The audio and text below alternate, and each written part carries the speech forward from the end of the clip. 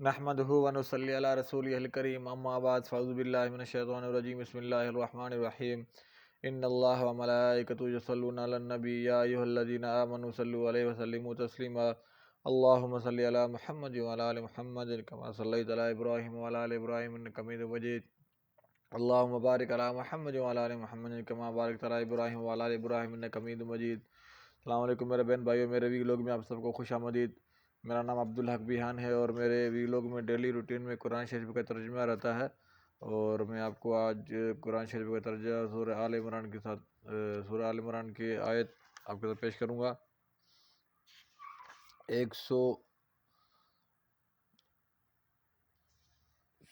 آیت تھوڑی بڑی ہے، 154 سے لے کر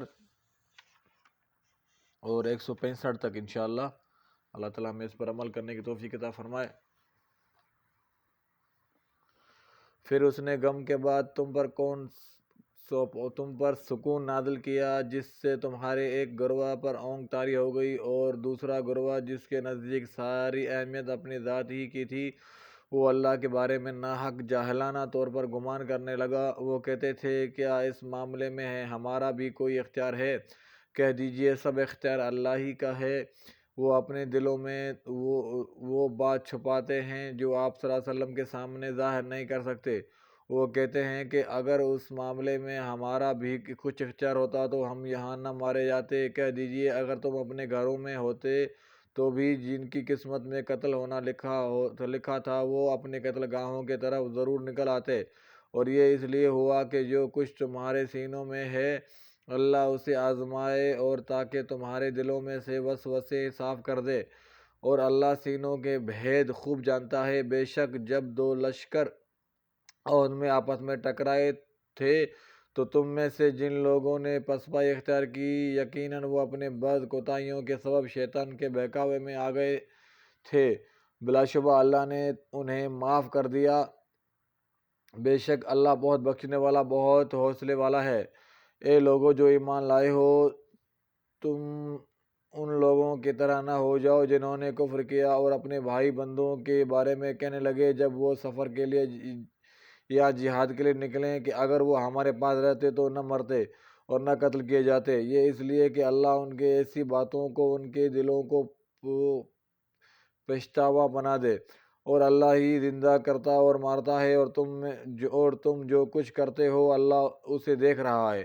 اور اگر تم اللہ کی راہ میں قتل ہو جاؤ یا مر جاؤ تو اللہ کی بخشش اور رحمت ان چیزوں سے کہیں بہتر ہے جو وہ جمع کرتے ہیں۔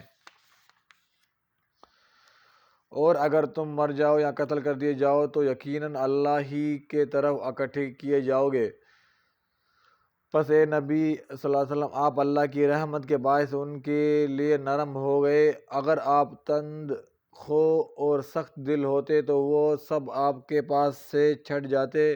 چنانچہ آپ ان سے درگزر کریں اور ان کے لیے بخشش مانگیں اور ان سے اہم معاملات میں مشورہ کریں۔ پھر جب آپ پختہ ارادہ کر لیں تو اللہ پر بھروسہ کریں۔ بے شک اللہ بھروسہ کرنے والوں کو پسند کرتا ہے۔ اگر اللہ تمہاری مدد کرے تو کوئی تم پر غالب نہیں آ سکتا، اور اگر وہ تمہیں بے یار مددگار چھوڑ دے تو پھر کون ہے جو اس کے بعد تمہاری مدد کر سکے؟ اور مومنوں کو اللہ ہی پر بھروسہ کرنا چاہیے۔ یہ ناممکن ہے کہ کوئی نبی خیانت کرے۔ یہ ناممکن ہے کہ کوئی نبی خیانت کرے، اور جو کوئی خیانت کرے گا تو جو اس نے خیانت کی ہوگی اس کے ساتھ قیامت کے دن حاضر ہوگا۔ پھر ہر شخص کو اس کے معاملے کا پورا بدلہ دیا جائے گا اور ان پر ظلم نہیں کیا جائے گا۔ بھلا جو شخص اللہ کی رضا کے پیچھے چل رہا ہو اس شخص جیسا ہو سکتا ہے جو اللہ کی ناراضگی لے کر لوٹے، اور جس کا ٹھکانہ جہنم ہے اور وہ بدتر لوٹنے کی جگہ ہے۔ ان کے لیے اللہ کے پاس درجے ہیں، اور وہ جو کچھ کرتے ہیں اللہ اسے دیکھ رہا ہے۔ بے شک اللہ نے مومنوں پر احسان کیا جب انہیں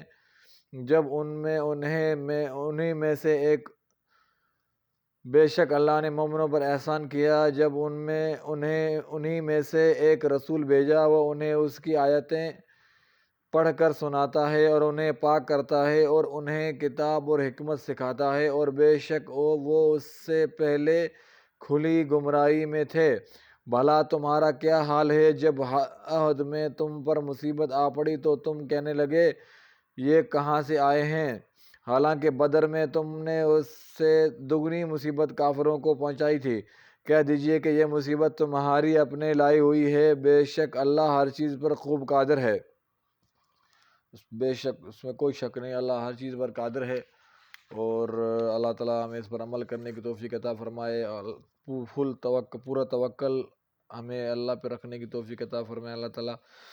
اور ہدایت اللہ کی دین ہے، اللہ ہدایت دینے والا ہے، اللہ غفور رحیم ہے، اللہ بخشنے والا ہے۔ اللہ ہمیں اور ہمارے اہل عیال کو اپنے فرمان رکھے، 5 وقت کی نماز کی توفیق عطا فرمائے، اپنے ماں باپ کی عزت احترام کرنے کی توفیق عطا فرمائے۔ ایک چیز یہ ہے کہ ماں باپ دنیا میں سب سے بڑی نعمت ہیں، ماں نہ ہو تو دل کو دلاسا دینے والا کوئی نہیں ہوتا، اور اگر باپ نہ ہو تو زندگی کی دوڑ میں اچھا مشورہ دینے والا کوئی نہیں ہوتا، اس میں کوئی شک نہیں ہے۔ تو ماں باپ جو ہے نا دنیا کی سب سے بڑی نعمت ہے، ان کی قدر کیجیے، عزت کیجیے، احترام کیجیے۔ اللہ تعالیٰ بے اولادوں کو صالح اولاد عطا فرمائے، بے روزگاروں کو رزق حلال عطا فرمائے، بیماروں کو شفا عطا فرمائے، اور جن کو اولاد ہے ان کو اپنے ماں باپ کی عزت احترام خدمت کرنے کی توفیق عطا فرمائے۔ اور آپ سب کی درخواست ہے کہ میرے یوٹیوب چینل کا خیال کریں اور سبسکرائب کریں، دوستوں کے ساتھ شیئر کریں۔ انشاءاللہ دوسرے ویڈیو میں پھر ملاقات ہوگی۔ السلام علیکم و رحمۃ اللہ وبرکاتہ۔